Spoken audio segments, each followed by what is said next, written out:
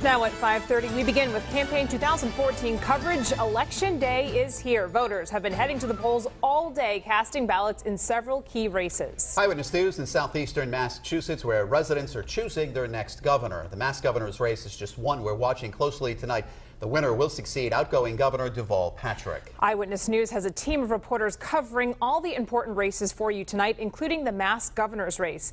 Democrat Martha Coakley is in a tight race with Republican candidate Charlie Baker. Coakley is currently the state's attorney general. She's hoping for a political victory after losing to Republican Scott Brown in the 2010 special election to fill Senator Ted Kennedy's seat. Both Coakley and Baker casting their ballots earlier today.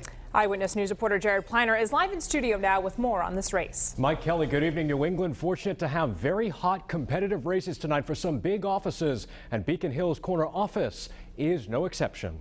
Eyewitness News capturing a lot of that across the southern margins of the Commonwealth, from Seacog High School to Fall River's Fire Station 5 and the James Tansey School. The crowning race, Charlie Baker v. Martha Coakley for governor. Pauline Correa went with the Democratic AG. A strong personality, very dedicated, fought for victims, and I hope that follows through.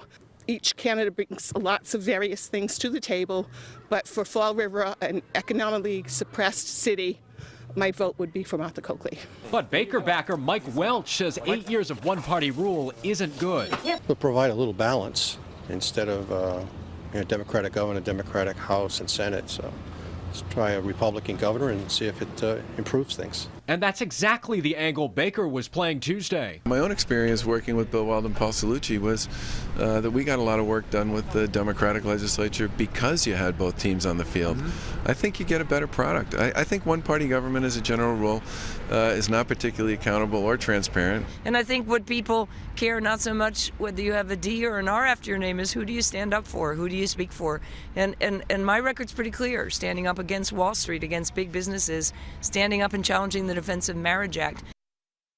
And coming up on Eyewitness News at 6:30, we asked voters about the critical Mass Question 3, whether to repeal or keep the state's casino law. Great implications for both Rhode Island and Massachusetts. Live in the studio tonight, I'm Jared Pliner, Eyewitness News.